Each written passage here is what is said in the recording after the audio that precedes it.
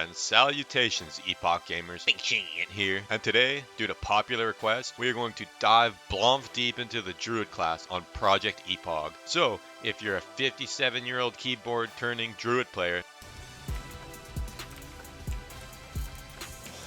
Fuck, dude. Chill, people. Oh, what the f? You're bad. You're fine, you're fine. You're so bad. Oh, You're so fucking bad, wrong, dude. guys. You're actually the worst player I've ever met in my entire life. I've never met a player worse than my you. control has a wheat stem in it, so it's sticking. Sorry. then you will not want to miss this absolute doozy of a video. Also, if you're enjoying my coverage, then drop a like, subscribe, and all that jazz. I am in desperate need of the constant juice reward mechanism of positive feedback to keep me interested in making this sort of content, so it's much appreciated. Druid is undergoing many changes that are focused more on the game systems regarding their wonky ass interactions with standard DPS systems, such as the utilization of on-hit effects, combat potions, attack power scaling, reliance on Wolf's Head Helm, and much more. So sit back, relax, and enjoy the next 10 to 20 minutes of my washed up Alzheimer's brain trying to remember how this game works. Enjoy. Sip of coffee. Alright, so we are here on the Druid page as per popular request from the one guy on YouTube that kept spamming me about Druid. It's happening. First up, there's big changes afoot, and most of it seems to be to Feral Cat. They've reworked the way Cat DPS works to make it more in line with other DPS specs, because it's so wonky in vanilla, and they fixed it for the most part in TBC, but they've taken it a step further in Epoch. So without further ado, let's start reading. So weapons have been reworked to grant feral attack power based on their DPS, making every weapon a viable option for Druids in cat form and bear form. This change ensures smoother scaling and adds more depth to gear choices for feral players, allowing them to explore a broader range of weapon upgrades. In TBC, I think it was just depending on the tier of the weapon, like level, or let's say it's from T4, T5, T6. There's just like a flat standard feral attack power bonus on the weapon, since they don't scale with the weapon damage. But on Epoch, depending on the weapon damage and the speed of the weapon, so I guess the weapon's DPS, is that'll be the attack power bonus you'll get as a Druid. And speaking of which, on-hit effects as well. So feral Druids can finally take full advantage of on-hit weapons. This change unlocks exciting possibilities for creative builds and interaction, giving ferals more ways to maximize their performance in PvE and PvP. I'm wondering if this would work with Fiery Enchant, or even like, did Crusader even work on a Druid when you just get the Agility Enchant, or even Mongoose? I'm not sure if it worked on like the proc. Did it work? Maybe it did in TBC. I fucking can't remember. See, I have Alzheimer's, but even so, forgetting about the enchants, there are lots of cool on-hit effects in the game that you can now proc, so that'll be a big and interesting change for Theorycraft gamers. I don't think I've ever played Cat DPS, but the Druid gamers are quite creative with their Theorycrafting. Since it is a hybrid meme spec in vanilla, you have to get creative, and more creative people tend to gravitate towards specs like that, so it'll be interesting to see what they come up with. This is another change here. A lot of people are haters of the Wolf's Head Helm. I'm the rare advocate for Wolf's Head Helm. I like it, but regardless, the Wolf's Head Helm no longer grants bonus energy or rage when shifting into cat or bear form. To offset this, the Fear talent has been improved. The aim for this is very simple. We don't like feral Druids being essentially locked to one helm forever. I disagree, and especially as someone who's been playing lots of RuneScape lately, one of my favorite things about RuneScape is the fact that when you get a piece of gear, even like the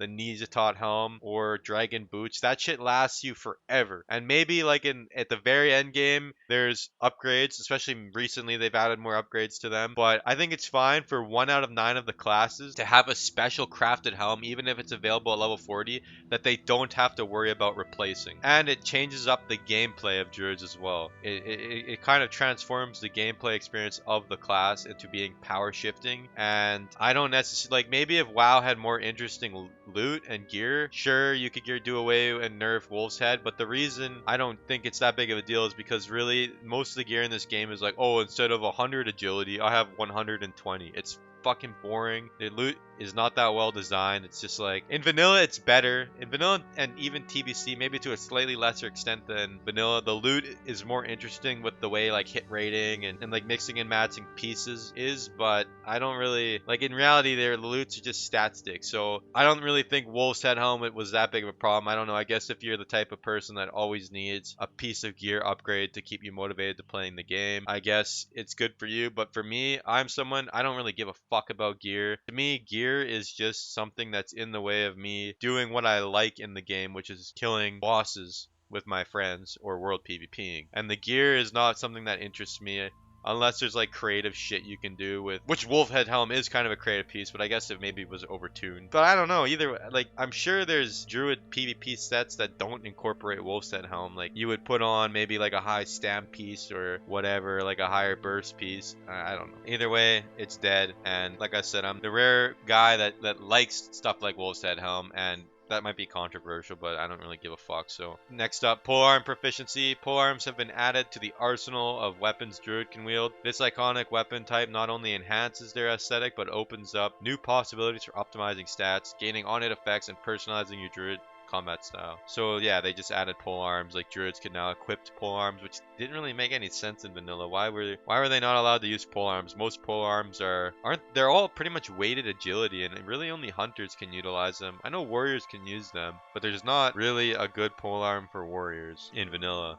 So now, and then the Druids can use them. Epic. Shifty consumables. Druids no longer need to leave their shape-shifted forms to use consumables like potions. Whether you're in the thick of it, a battle as a bear, prowling as a cat, this improvement adds a new level of flexibility and survivability. So yeah, this was always funny. I remember in TBC and even vanilla, Druids would shift out, armor pot, shift back in, and there was times I remember in TBC, our Druid tank, he shifted out to drink the armor pot. He didn't time the boss auto attack properly, and then he just got he just got smacked dead, and yeah, we wiped. But so now you don't have to worry about that. You can just drink them in as a big fat ass bear with no. I don't know how you can drink it with no hands. Maybe he's got one of those like one of those hats with the beer cans in it that you can suck through the straw. You just got your combat potions in there. That's the new Wolf's Head Helm. They've added that. So yeah, no more shifting for consumes. And then yeah, out of combat res. This is just rebirth. Oh, I'm retarded. They've always had rebirth. I forgot. Yeah, they've added an out of combat res, which is in TBC. So now Druids can actually res people without using their battle res. That was horrible in vanilla, and like in a 5-man, if 2 people died or something and you didn't have another res, like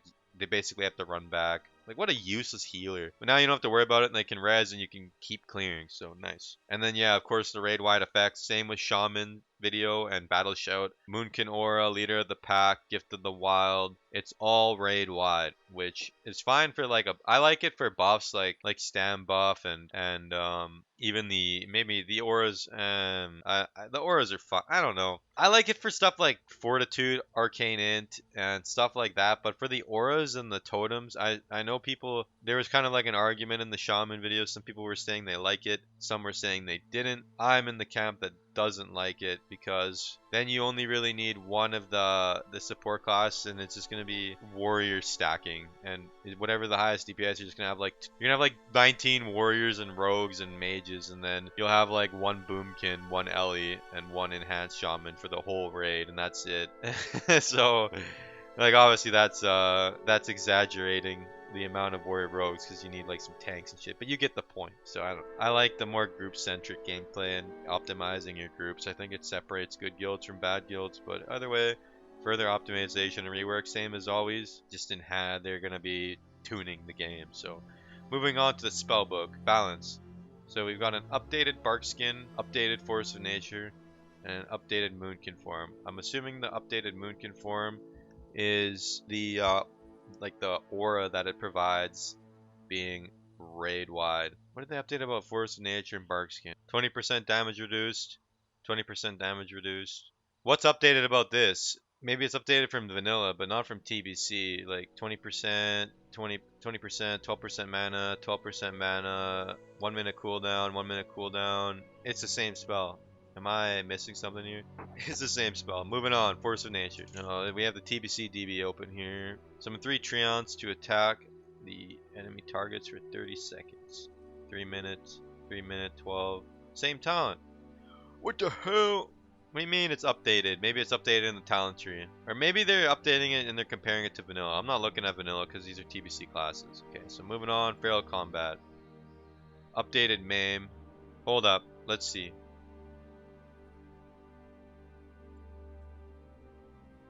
He doesn't have it on here. I don't know. I couldn't figure it out. I'm sorry, guys. But MAME's been updated. And Tiger's Fury.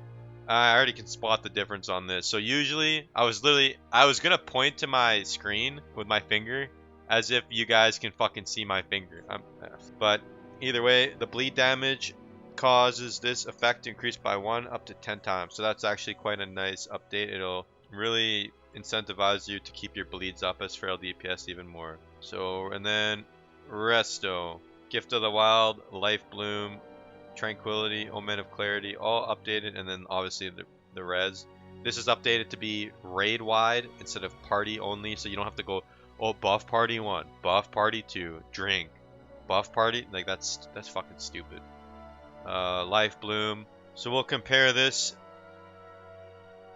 217, 273. So it's just a nerfed version of the TBC spell as per usual, just like scaled down, because obviously this is vanilla WoW at level 60. This isn't TBC WoW at level 70 with fucking 10,000, 20,000 more HP. Omen of Clarity. Each of your melee attacks have a chance of causing you to enter a clear casting state. Clear casting reduces mana, rage, or energy cost by 100%. Why do they always say updated? I don't know. Updated. It looks the same to me, but it's updated. And our gentleman's handy dandy chart here doesn't list it either. So maybe it's a recent thing after this was made. Finally, and then we see Overgrowth. So entirely new, what looks to be talent, a passive talent added to the Resto Druid tree, which just helps with their AoE healing, because Druids are actually, what Druids do best is when they keep hots up on like the main tank and the off tank, it really smooths out the healing curve. Like they'll get spiked for, I'll use TBC as example, they'll get spiked for 9 or 10k HP, and you basically have to have a precast on them or the next hit will die. But when you have rolling hots on them, maybe you get spiked for like 8, 10k HP and they kind of start healing up. It just smooths it all out. It's like, it's so nice if you have a good Resto Druid. And this is basically an AoE rejuvenation. So when you talent this, your rejuvenation rank 3 will heal everyone. Wait, hold up. To your friendly target, and that target's party members within 25 yards. So is this a party only effect or is it raid? They have party written down here, as you can see. To your friendly target and that target's party members. So is that not raid members as well? So is it only if I rejuve someone in group 1? Everyone in group 1 within 25 yards of the person I rejuvenate will get rejuvenated. I wonder if that's how it works. And then updated Tranquility. It's probably, if I had to bet money on it, it would just be a nerf. I guess I'll look. I was trying to be lazy. Tranquility. 1500. Yeah, it's just nerfed for vanilla.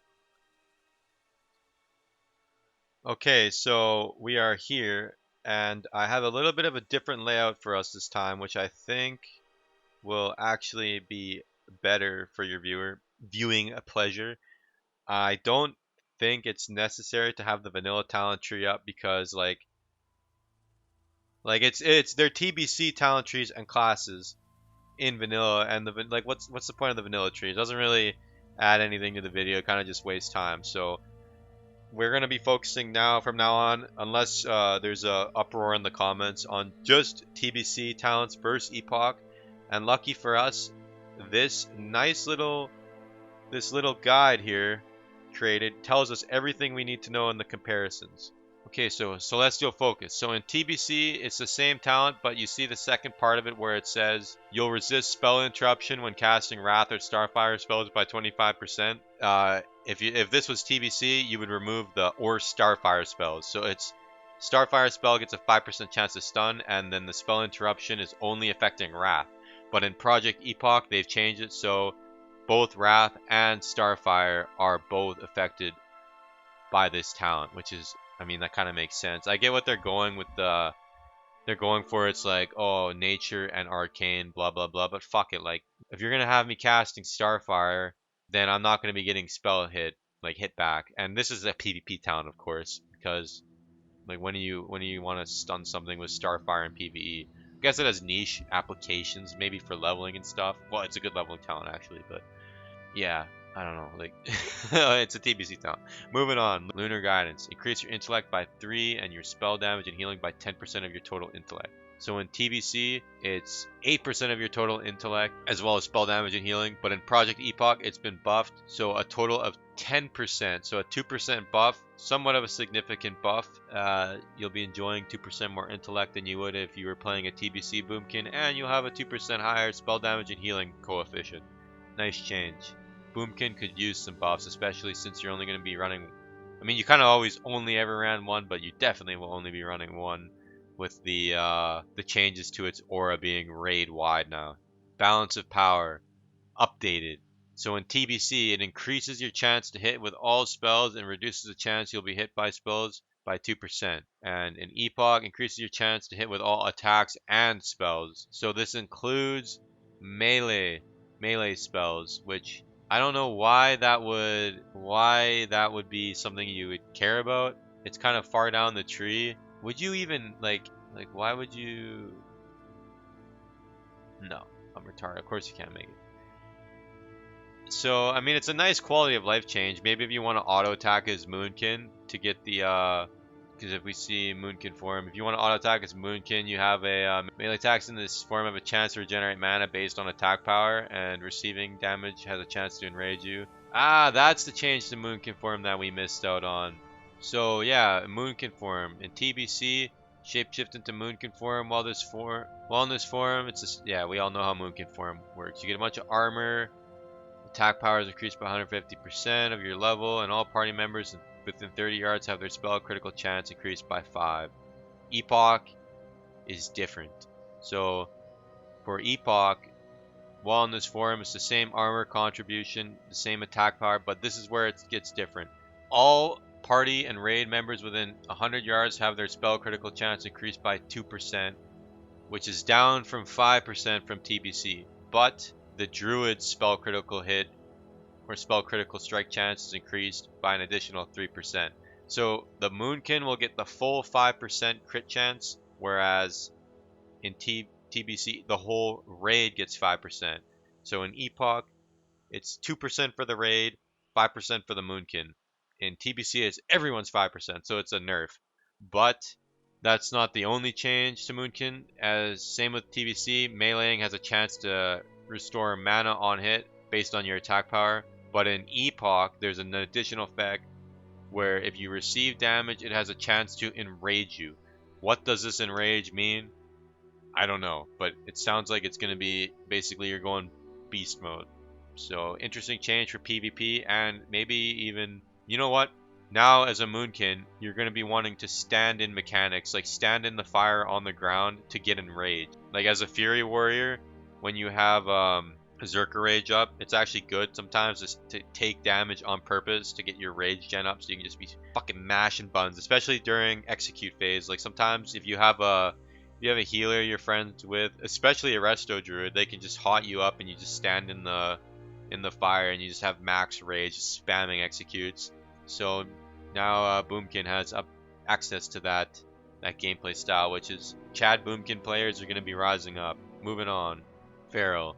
So the most of the Feral changes are to the systems with like pole arms as we've discussed, but there's a couple updated talents. The only one is, well, not a couple, there's literally one.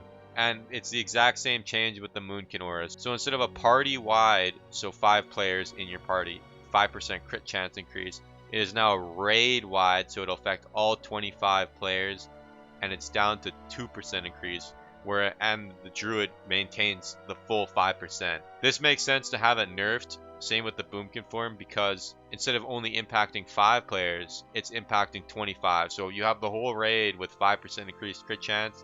That's kind of busted, so it makes sense to tune it down. And this is more of a this is kind of a feral combat talent, so it's I may as well include it with the feral section, even though it's in restoration, buffed by a significant amount due to the removal of Wolf's Head helmet. So instead of 10 rage, it's 15 rage for bears, and instead of 40 energy, it's 60 energy for cat form. So in actuality, combat shifting will still apply. Moving on down, next up we got the custom Overgrowth talent, and we've already read what that does. That's a new talent that was not in TBC. It applies Rejuve to all party members within 25 yards.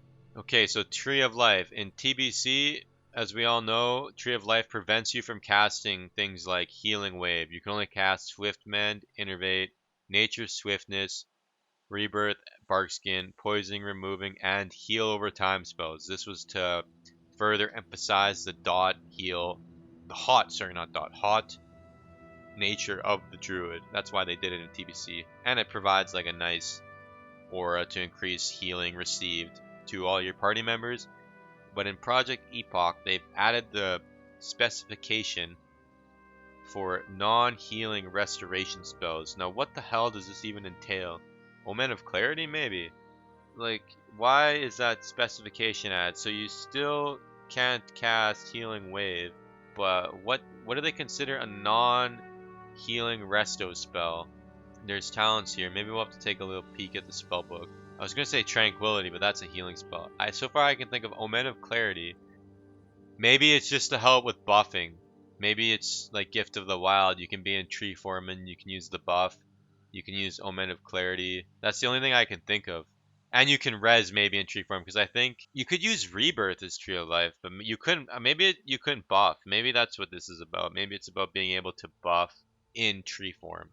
But they've just added that specification. And in Epoch, it still says party members within 45 yards for the Tree of Life benefit. So maybe you'll still have to keep the you'll have to target which group the tree goes into. But I think that might just maybe they just didn't change it on the text, because it seems like everything's updated to be raid wide rather than party wide. But yeah, so that covers the Druid changes, and this nice delectable graph that we have here on the right was a very nice help for me making this video, and I appreciate it. So thanks for watching. Peace.